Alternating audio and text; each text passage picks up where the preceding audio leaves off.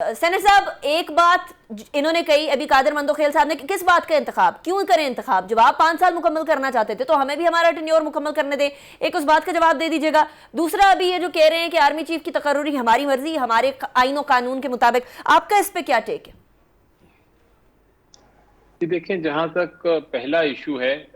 ایک political party P T I کا جو میجورٹی پارٹی ہے اور آپ نے دیکھا کتنی عوام میں مقبول ہے، موقف یہ ہے ان کا کہ جو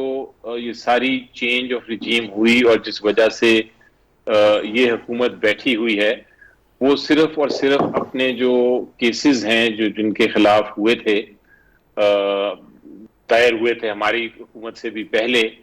ان کیسز کو ختم کرنے کے لیے، یعنی کہ این آر او 2 کے لیے یہ آئے ہیں۔ اور انہوں نے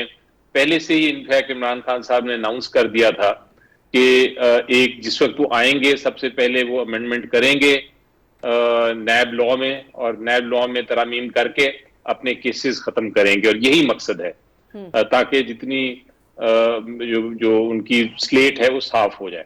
یہ اس چیز کو روکنے کے لیے اور اس قسم کے اقدامات کو روکنے کے لیے اور ریورس کرنے کے لیے ہمارا موقف یہ ہے کہ ضروری ہے کہ پارلیمنٹ دوبارہ سے کانسٹیٹیوٹ ہو اور حکومت بنے عوام کی مینڈیٹ کے مطابق، کیونکہ یہ جو کرائسس ہے، ہم کہہ رہے ہیں کہ کرپشن ہے اور یہ کیسز اپنے ختم کرنے پہ تلے ہیں، دوسری سائڈ کہہ رہی ہے نہیں ہم بیٹھیں گے 5 سال، ہم لوگ کانسٹیٹیوشنلی آئے ہیں،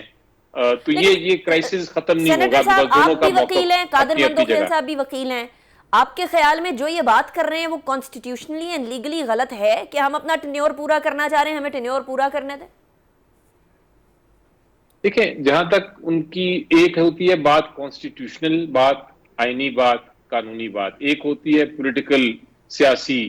بات کہ وہ سیاست کیا ہے، وہ پالیٹکس کیا ہے، اس وقت پاور پالیٹکس کیا کر رہی ہے اور کیا کہتی ہے۔ تو یہ کہنا کہ کانسٹیٹیوشنلی آئے، وہ بالکل کانسٹیٹیوشنلی آئے، اس میں کوئی شک نہیں، وہ ووٹ آف نو کانفیڈنس کے ذریعے آئے۔ کیا وہ کانسٹیٹیوشنل حکومت ہے؟ اس میں کوئی شک نہیں ہے کہ وہ کانسٹیٹیوشنل حکومت ہے، وہ آئین کے تحت بیٹھے ہیں obviously، اسی لیے وہ پرائم منسٹر بھی ہیں اور ان کی کابیناز بھی ہیں اور وہ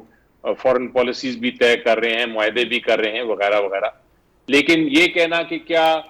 سیاسی طور پہ وہ ایکسیپٹیبل ہیں لارجسٹ پارٹی کو یا میجورٹی لوگوں کو، یہ ایک مختلف پہلو ہے، یہ سیاست ہے، یہ پالیٹکس ہے۔ میں اس کا آپ کو اگزامپل دیتا ہوں،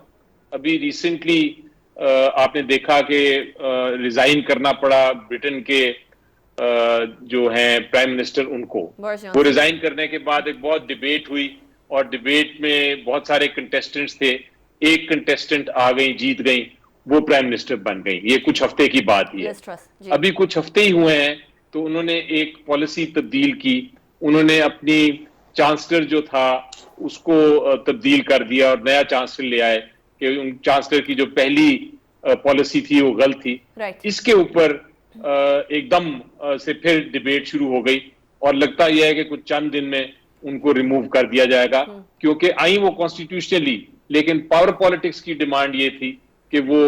ان کو ہٹایا جائے اور نیا پرائم منسٹر لیا جائے، کیونکہ انہوں نے اپنی ہی پالیسی کو تبدیل کیا، اکنامک پالیسی کو۔ تو یہ ساری یہ سیاست ہوتی ہے۔ جہاں تک آپ کا قانونی سوال ہے، میرا بالکل جواب آپ کو دے دیا قانون کے مطابق، لیکن دوسرا بھی اتنا ہی امپورٹنٹ پہلو ہے کہ پالیٹکس کیا کہتی ہے، سیاست کیا کہتی ہے، لوگ کیا چاہتے ہیں۔ تو ڈیمانڈ